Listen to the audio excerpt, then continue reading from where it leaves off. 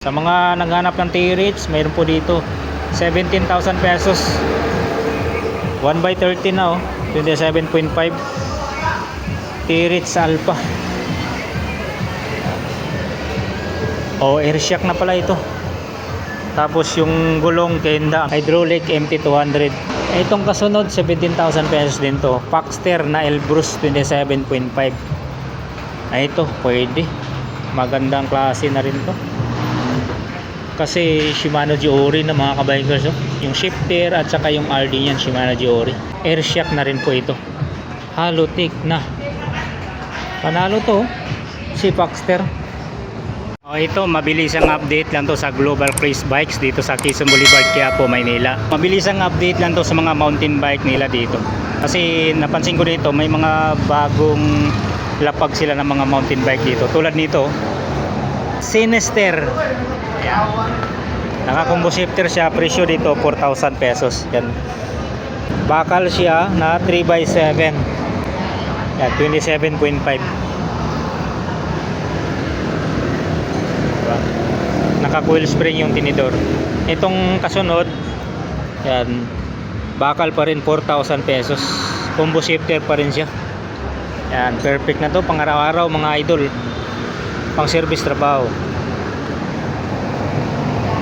Ito alloy naman 5,500 pesos, 3x9 naka hydraulic pa. Yan. Atomic tapos lockout pa tinidor. Medyo maganda-gandang klase na rin to kasi naka hydraulic siya, 3x9 pa. Tapos lockout pa yung tinidor. 27.5 pa. Ito mas mababa to pero bakal 4,800 pesos, 3x9 combo shifter. Tapos naka lockout na yung tinidor, naka disc brake. Ito ganun din pero pinagkaiba nito 29er. Lockout tinidor, naka disc brake. Nakaiwalay na yung preno at saka yung shifter.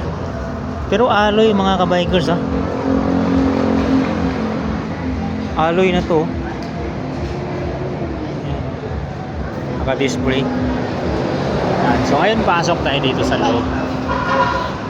Actually hindi lang mga mountain bike, marami po mga bisikleta dito.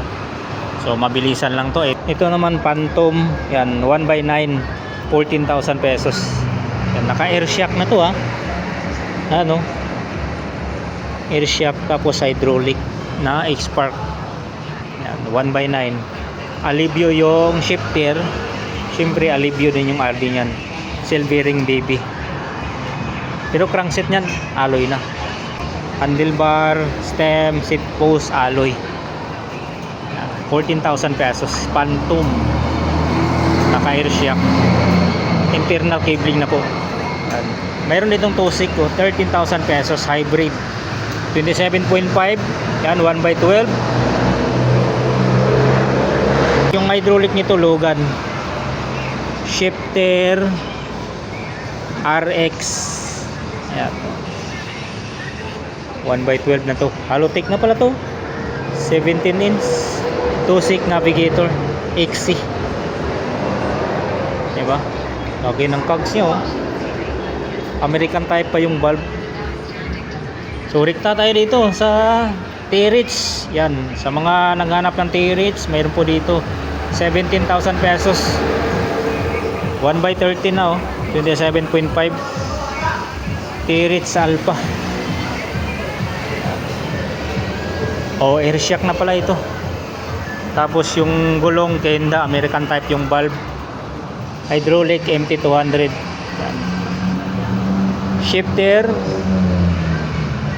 ARX, pati yung RD ARX.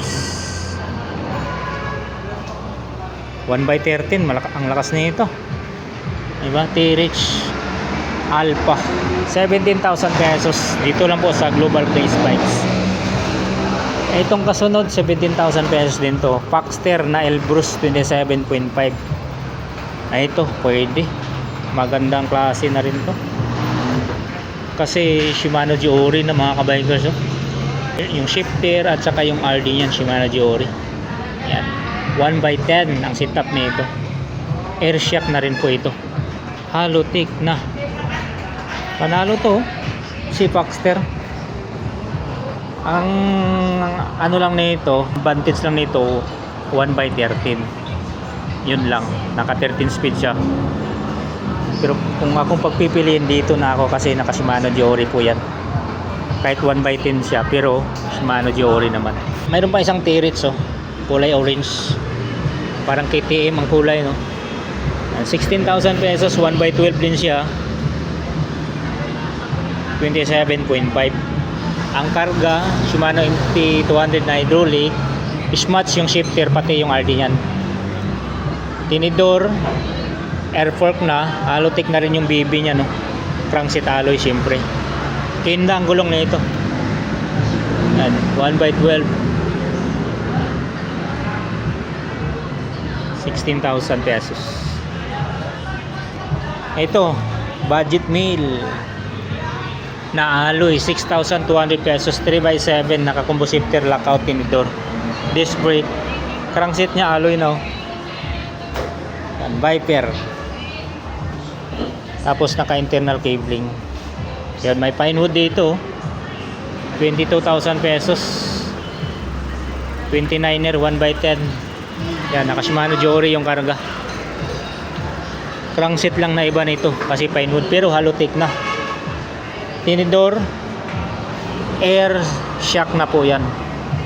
Ang ganda lang ng kulay nyo. Ang ganda ng kulay nya. Yung kasunod yan, 12,000 pesos. Stout, naka hydraulic na rin. Yan. Lockout, tinidor, tapos Halotech ng BB, crankset alloy, RX12, RD, shifter. So 1/12 po ang setup nyan, 12,000 pesos. Stout, yung kulay black na yan. Trings, baka naghanap kayo, 9,500 pesos. Naka hydraulic na rin siya. Lockout, 2x8. Yan, trings na anong model to? C782. Ito pa, trings, yan, naka hydraulic, 3x9, 9,500 pesos. Lockout, tinidor, RSX yung hydraulic niya. Yung shifter at saka RD, Sensa MX9, so ibig sabihin 3x9 ang setup nito.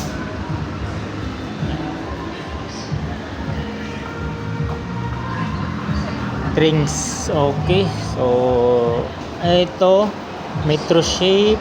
Yan, mayroon silang ditong Paxter, 8,500 pesos tong Paxter, 29er, 3x8. Itong kasunod niya, Trings, Q189, naka hydraulic na siya, L2A5 yung shifter, lockout. 29er po ito. Atomic, 10,000 pesos na lang to. Mga dating 16,000 pesos. 29er, 3x11, naka hydraulic na siya. Deslan. Ito 8,500 pesos, Jackal, 29er, 1x9, lockout, tinidor. Yan. XX Spark yung hydraulic nya. Sensa MX9. Ayan o, Jackal, 1x9. Phantom, 12,000 pesos, dating 15,000 pesos, oh. 27.5, naka hydraulic from Ragusa, naka rigid yung tinidor, syempre alloy. Yan, 1/12 na to, ha. Shell bearing pa yung baby. Yan, RX12 yung RD. Yan, compass ang mga gulong. Mayroon itong Concept, oh. Si Concept, 7,000 pesos. 29er, hiwalay na yung shifter at saka hydraulic.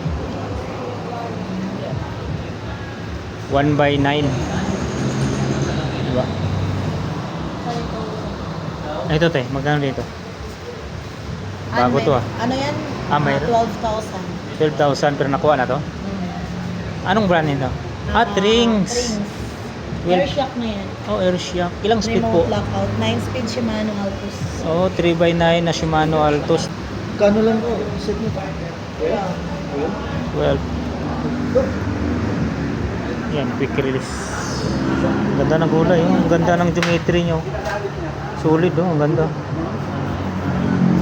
Yun, so dito tayo, ibang concept, 7,000 pesos, 1x8, 27.5, blackout tinidor, disc brake. Yan. Itong nakabalot, rings to. 8,500 pesos, L2 yung karga, naka-mechanical. Atomic, 7,500 pesos. Pa-hydraulic na to, siya atomic ko.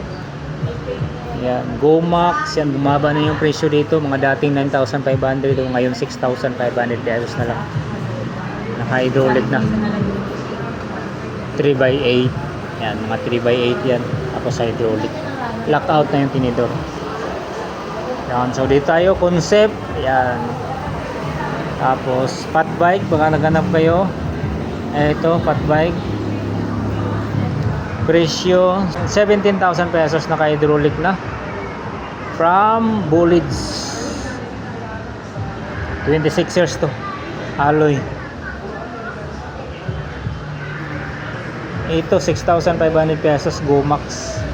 Yan yung lahat ng mga Gomax na mga brand bumaba na, dating 9,500 ngayon 6,500 pesos. Tsaka itong Merida, oh, dating 9,500 6,500 pesos. Puratic dating 9,500 ngayon 7,000 pesos. Yung mga naka-hydraulic pa. Yan, so abante tayo dito kay Promax PM18 6,800, dating 9,500 pesos. Lockout, tinidor, mechanical, L2A3 yung shifter. Ragusa ang mga gulong.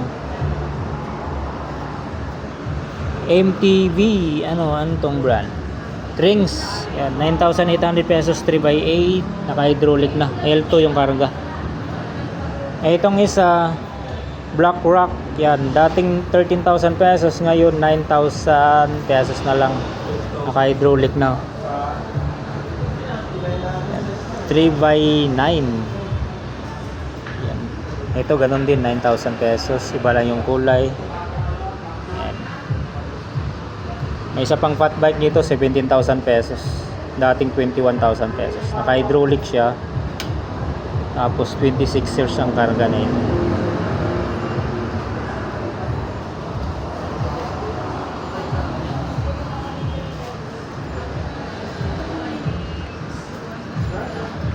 So, ayan mga kabikers, dito ko na siguro tatapusin ang aking vlog dito sa Global Pace Bikes.